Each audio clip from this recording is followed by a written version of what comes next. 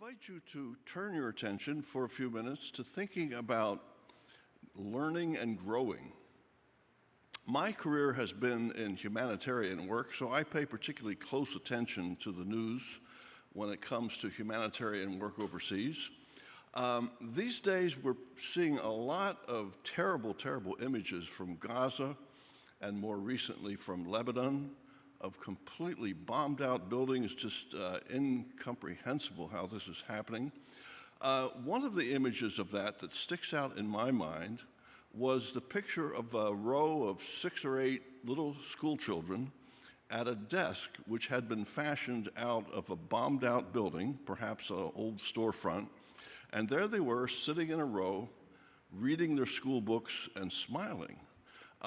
Amidst all of the chaos and debris around them, they were happy because they had the chance to sit and study.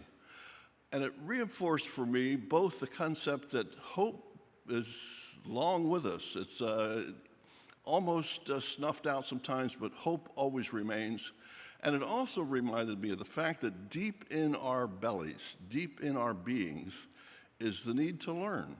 We are people who are learners. And in the humanitarian field, when we find out from humanitarian workers that when children can't get to school, it's one of the worst things that can happen. They fall behind in their studies on the long run, but in the short run, they're stuck in their own house, looking at the same walls again and again. You get out to school, you learn something, and you learn social skills. So sitting at home and having school canceled is one of the worst things that can happen to children in a war zone. So I'd like to think with us today something about the process of learning and how important it is to the human beings such as us. One of the questions, intellectual questions, which have intrigued me over the years is how did we human beings start to learn? How is it that 6,000, 8,000 years ago, all of a sudden, civilization seems to start happening? Did you ever think about that? In Egypt, the pharaohs, in Mesopotamia, modern-day Iraq, all in these places, civilization suddenly begins. Before that, it was hundreds of thousands of years of cavemen and cavewomen, Neanderthals. But suddenly, about 6,000, 8,000 years ago, in the Fertile Crescent, civilization and human beings as we now know them begin to appear. How did that happen? Well, one theory is that civilization begins to organize itself by the building of canals in ancient Mesopotamia. The land is dry, but the rivers are rich, plenty of water, so if you can figure out how to dig canals, in what is now southern Iraq, you can build farms and grow crops, and this is when civilization really begins to grow. I also think it's not a coincidence that it's also at this time when cuneiform was first made, right? Writing begins about this time. People took a hunk of mud from the ground, not many natural resources in southern Iraq, but you have plenty of mud, and you have plenty of reeds. So you take a chunk of sort of tough mud, almost clay, and you cut a reed in half in a slant, and you begin writing. And I have here today, in case you want to see it after we conclude, I have here a piece of cuneiform.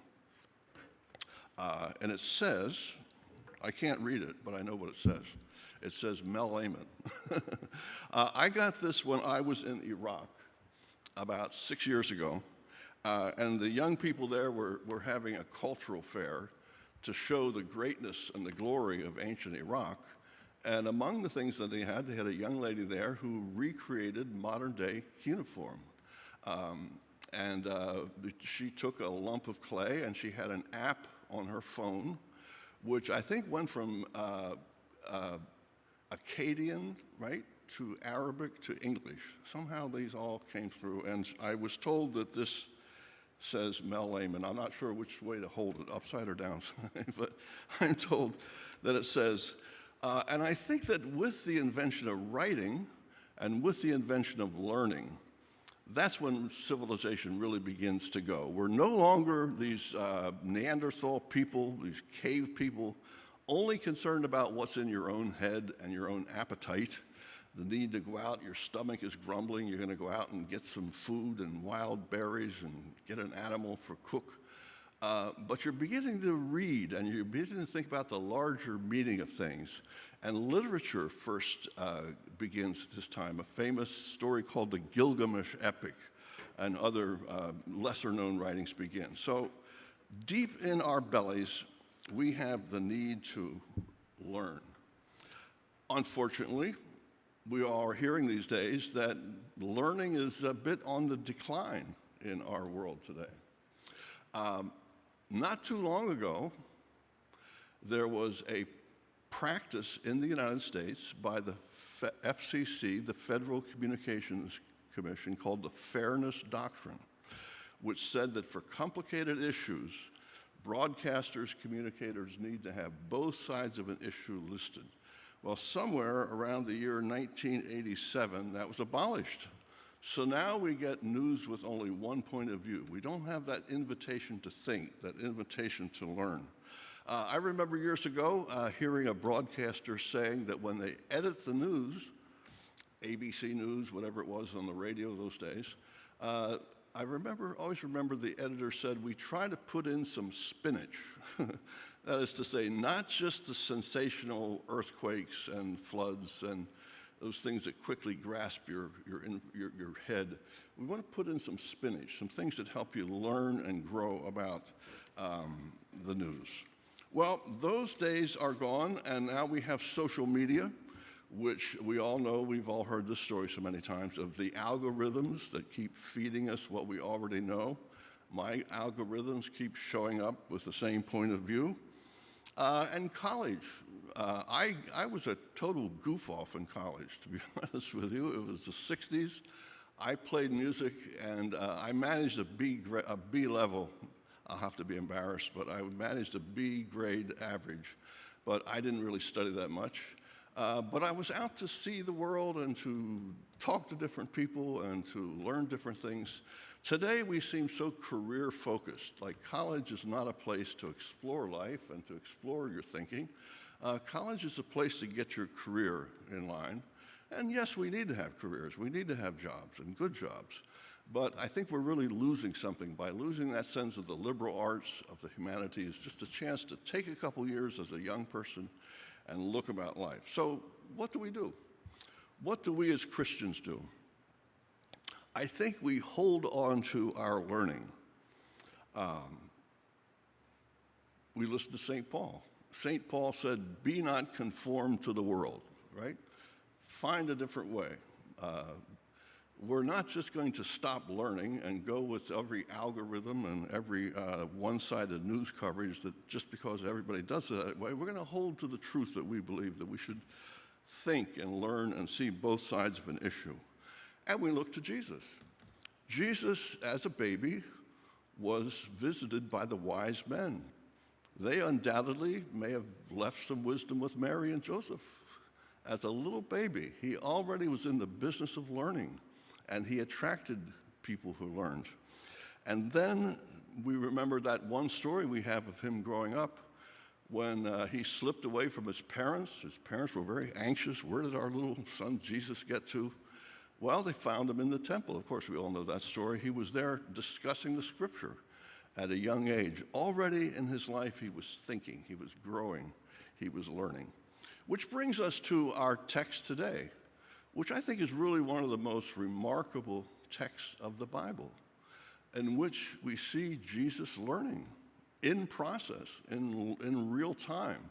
He starts out with a conventional view of the enemies of Israel, the enemies of Judah. All these surrounding countries are out to get you. They're all bad people. We're the people who have God chose us, and all these other people. He starts out with that view, and he uses some pretty bad language to describe this Syro-Phoenician woman. That would be an Arab woman up towards what is now Lebanon. The Phoenicians were great travelers. They were noted for traveling around the Mediterranean. I once heard the Mediterranean described as the world's first internet. I always thought that was a great way of thinking about the ancient Mediterranean. So they were traveling around the ancient internet, so to speak, they were the bad guys. And Jesus suddenly realizes, a light goes on, and he suddenly realizes, this is a human being too. This person, whom he called some very nasty names, has a child who is sick. And he suddenly begins feeling for that person. So in real time, we see the wheels starting to turn, and his heart starting to turn, and we see Jesus learning something and growing. And that's my call for us today. I think that we should all learn. We should all grow. Do you grow? Do you learn? That would be my challenge for us today. How do we do that? And one last thing before we leave the story of the Syro-Phoenician woman, I think we have to say it, but this is sort of what is happening in modern-day Israel, is it not? The things that Jesus said about the Syro-Phoenician woman are things that modern-day Israel is saying about the people who surround it. I think it's very tragic. I think that we need to follow the situation there very closely. And I'm sorry to say that Jesus learned, but it seems the people of Israel are not doing a whole lot of learning these days. So how do we learn? I would challenge each of us. I hope each of you as Christians or as seekers has a quiet time of reflection. Devotions, it's called in the old days. I still think that's a good term. I hope that all of you have a period of time in your life, typically in the morning, typically 10 minutes, typically 15, 20. I take about 30 minutes each morning, which is my quiet time. And in that time, I try to read something. I read Scripture every day, and I commend that to you. I commend reading Scripture with a good commentary, incidentally. Some of those texts back in Leviticus and Kings and Chronicles get a little heavy. There's been an occasional day or two in my life when I was facing a very difficult challenge at work or in my day ahead. I'm starting to read some of those ancient verses of Joshua and Chronicles, and I had to put my Bible down. It was just not nurturing my soul. But most of the time, I find great nurture in the Scriptures. So I would encourage you to read the Scriptures, to have a sense of growing and learning. Also, in my half hour each morning, I take time to read something. On my reading list at the moment is a book about the context of the ancient Scriptures, the ancient New Testament world. There are readings from writers at that time, Josephus. Some of you know the name Josephus. And it just sort of piques your curiosity. It gets you to learn something. And I find that so good that you start your day by learning. And I learned something very interesting by reading of the Gospel of Matthew. A couple of verses before where we are now, I'm working my way through Matthew. It turns out that biblical scholars, I found this very interesting, biblical scholars study the word for carpenter. And it turns out that the word carpenter isn't quite the right translation. We think of the carpenter, Jesus as a carpenter, humbly making his oxen yokes and his simple little plows that the peasants use. Turns out that the word, I'm sorry, I should have written it down, but the word for Greek is more correctly translated as builder. So Jesus' father probably was upper middle class. He would have been very possibly a skilled builder who may have traveled on special talents that he had as a craftsman and may well have gone to Jerusalem. So it gives us a bigger and better picture of Jesus, not just as a simple peasant, which indeed he was, but allows us to see Jesus as the son of a builder, a master craftsman who was on demand at other places. I find it just so interesting to learn. And I hope that a little bit of that brushes off onto us today. So take time in your mornings or in your evenings to have some time to just reflect. and think and listen and wait to hear a new thought, that your mind is not just an echo chamber that keeps reminding you what you heard on the news this morning. Sometimes we need to get out of the news. Enough of Trump. Get something in your head besides that sad man. Get something in your head which will stimulate you, something that will get you to learn. So what do we learn? I think the first thing that we learn, there are many things. I would list two or three. I think one of the first things we learn is the pain of the world. The world is in tremendous pain. Today, it's in tremendous pain. We see on our daily news that the war in Iran just won't quite stop. It seems to just keep going half war, half not war. And you look at the pain, and one of the things that keeps drawing me to Christianity is that our founder and our beloved leader, Jesus, is a man who knew pain. He's a person who was with pain, experienced pain, and we can feel that pain and all of the pain of the world through Jesus. I'd like to take this opportunity to invite you to a conference which I have organized. I'll leave these flyers. I'd be very happy to have some of you come by here. But we're having a conference on Iran. And I'll leave flyers here at the back. This is a peacemaking seminar on Iran on Friday, July 24. That's a week and a half from now. We have a woman Iranian scholar who's been very active in peacemaking with the Fellowship of Reconciliation. We have a Mennonite peace activist who has been to Iran 34 times, and they will talk to us. So I'll leave these flyers at the back. So I think the first thing we can do is to learn about the tremendous pain of the world and learn how to not let it overwhelm us. Sometimes those of us in the humanitarian world, it's possible to be so overwhelmed by the pain that we see. I don't know how humanitarian workers in the Sudan do it. I don't know how those doctors and those relief workers do it. There's just so much going on there. But we can't just totally ignore it either. So we have to find that middle road between totally just being absorbed by overwhelmed by that, but also find a way through it. I think the second thing that we might learn as we grow and think and learn is that unlike fundamentalists, we're not fundamentalists. Fundamentalists seem to believe that if you just believe a right set of dogmas, this 4 spiritual laws are exactly what this particular doctrine or teacher says, you believe these things and that's it. Well, we don't believe that as Christians. I don't, and I don't think we do collectively either. We believe that it's a journey. Jesus didn't say, I am 4 doctrines. Jesus says, I'm the way, I'm the truth, I'm the life. That is, we journey with Jesus. We learn more things. We discover as we go.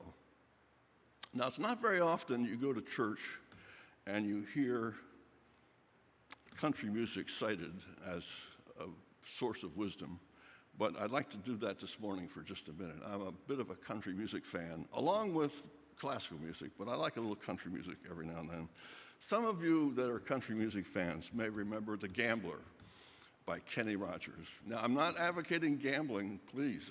I'm very worried about the encroachment of gambling on my cell phone, on my mobile, all these ads for endless, seems like everybody's getting in the gambling business. So I'm totally against gambling, but it's a great song. And the narrator, you'll remember in the song, he says, on a warm summer's evening on a train bound for nowhere, he meets up with a gambler who offers him some advice. And the advice is that every gambler knows that the secret to survival is knowing what to throw away and knowing what to keep, because every hand's a winner and every hand's a loser. And isn't that a great source of wisdom, that we know in our hearts